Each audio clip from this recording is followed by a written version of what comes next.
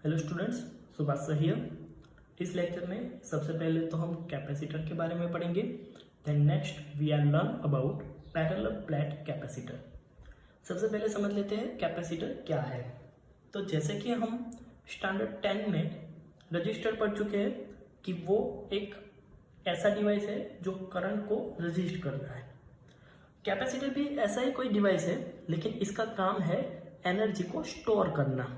और वो एनर्जी कौन से फॉर्म में स्टोर करता है? तो वो एनर्जी स्टोर करता है इन फॉर्म ऑफ चार्जेस। हम ऐसा भी बोल सकते हैं वो energy in form of electric field store करता है।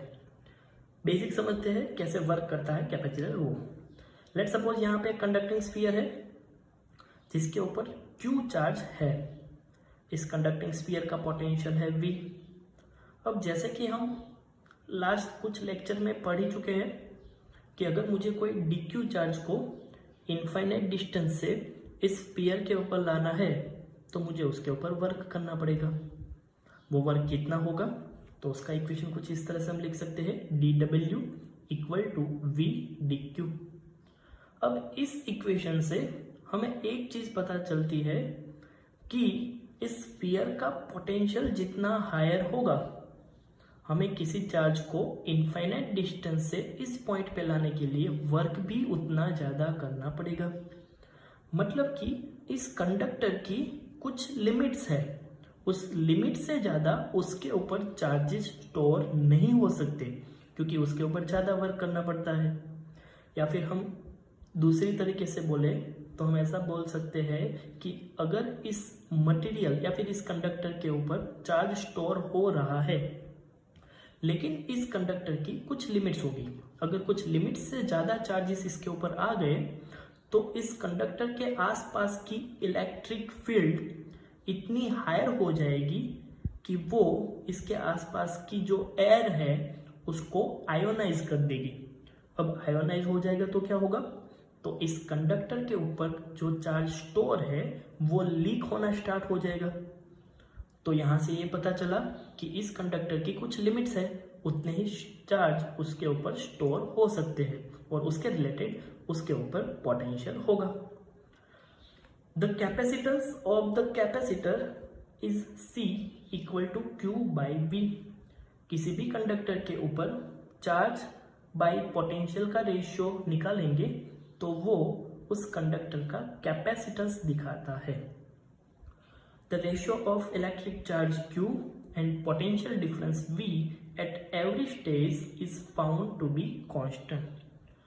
हम यहाँ पे समझ सकते हैं कि इस कंडक्टर के ऊपर जितना ज़्यादा चार्ज होगा उतना ही ज़्यादा उसका पोटेंशियल होगा। दैट मीन्स इस कंडक्टर के ऊपर Q एंड V का रेशियो ऑलवेज कांस्टेंट रहेगा। दैट मीन्स यहाँ पे कैपेसिटेंस C की वैल्यू भी कांस्टेंट ही रहेगी। The ratio is called the capacitance of this system. The capacitor having a definite capacitance, कोई कैपेसिटर के पास फिक्स वैल्यू का कैपेसिटेंस है तो उसको कुछ इस सिंबल से दिखाते हैं। और अगर कोई कैपेसिटर के पास वेरिएबल कैपेसिटेंस है, मतलब कि उसका कैपेसिटेंस हम चेंज कर पाए, तो उसके लिए कुछ इस तरह का सिंबल यूज होता है। The SI unit of the capacitor is charge के लिए कूलम, पोटेंशियल के लिए वोल्टेज मतलब coulomb by volt, and second उसका यूनिट है फेराडे। एक और चीज हमें समझनी है कि किसी भी मटेरियल का कैपेसिटेंस वो चार्ज और पोटेंशियल से इंडिपेंडेंट होता है।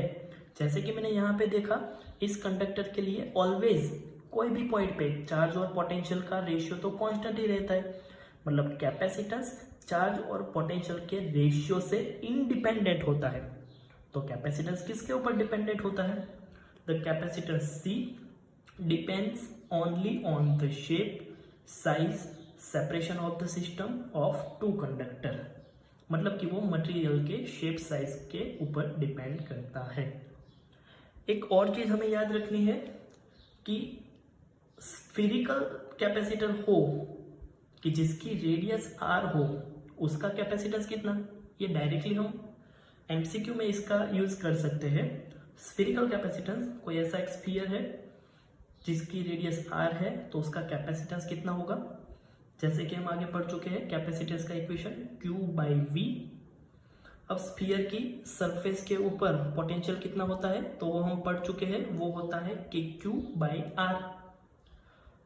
Q कैंसिल हो जाएगा तो बचेगा R/k, जहाँ पे स्मॉल के कूलम कांस्टेंट है। 1/k की वैल्यू होती है 4πε0। तो स्फीरिकल कैपेसिटर का कैपेसिटेंस होता है 4πε0R। अब हम देखते हैं पैरेलल प्लेट कैपेसिटर। यहाँ पर हम पैरेलल प्लेट कैपेसिटर क्या होता है वो समझेंगे एंड पैरेलल प्लेट कैपेसिटर के कैपेसिटेंस का इक्वेशन डिराइव करेंगे। जैसे कि मैंने यहाँ पे ड्रॉ किया हुआ है, कोई दो चार्ज प्लेट मैंने एक दूसरे के पैरेलल रखी हुई है। दोनों का एरिया A है। फर्स्ट प्लेट पॉजिटिवली चार्ज है, सेकंड प्लेट नेगेटिवली चार्ज है। दोनों प्लेट के बीच का सेपरेशन डिस्टेंस d है। फर्स्ट प्लेट के ऊपर का charge density sigma, second plate की surface charge density minus sigma है। अब इस प्लेट के अलग अलग रीजन पे मुझे इलेक्ट्रिक फील्ड फाइंड करनी है। रीजन 1 पे मैं देख सकता हूँ पॉजिटिवली चार्ज प्लेट की वजह से इलेक्ट्रिक फील्ड आउटवर्ड डायरेक्शन, मैंने यहाँ पे अपवर्ड डायरेक्शन में ड्रॉ किया हुआ है 1 की वजह से। एंड नेगेटिवली चार्ज प्लेट की वजह से इलेक्ट्रिक फील्ड इनवर्ड, मतलब डाउनवर्ड डायरेक्शन में 2 की वजह से ड्रॉ किया हुआ है। रीजन 2 में पॉजिटिवली चार्ज प्लेट की वजह से आउटवर्ड डायरेक्शन, मतलब उसको मैंने डाउनवर्ड ड्रॉ किया हुआ है। एंड नेगेटिवली चार्ज प्लेट की वजह से इनवर्ड डायरेक्शन, मतलब मैंने उसको अपवर्ड डायरेक्शन में ड्रॉ किया हुआ है। लेकिन जैसे कि हम चैप्टर 1 में पढ़ चुके हैं कि कोई भी चार्ज प्लेन शीट की वजह से इलेक्ट्रिक फील्ड कितनी जनरेट होती है तो उसका इक्वेशन होता है σ/2ε0। वो डिस्टेंस के ऊपर डिपेंड नहीं करती। तो रीजन 1 एंड रीजन 2 में नेट इलेक्ट्रिक फील्ड हम कुछ इस तरह से लिख सकते हैं, electric field E equal to σ/2ε0 minus σ/2ε0, क्योंकि दोनों इक्वल एंड ऑपोजिट डायरेक्शन में है तो नेट इलेक्ट्रिक फील्ड हो जाएगी 0। थर्ड हम फाइंड करते हैं दो प्लेट के बीच में इलेक्ट्रिक फील्ड। तो यहाँ पे मैंने ड्रॉ किया हुआ है पॉजिटिवली चार्ज प्लेट की वजह से आउटवर्ड डायरेक्शन, मतलब डाउन डायरेक्शन में। एंड नेगेटिवली चार्ज प्लेट की वजह से इनवर्ड डायरेक्शन, मतलब वो भी डाउनवर्ड डायरेक्शन में होगी।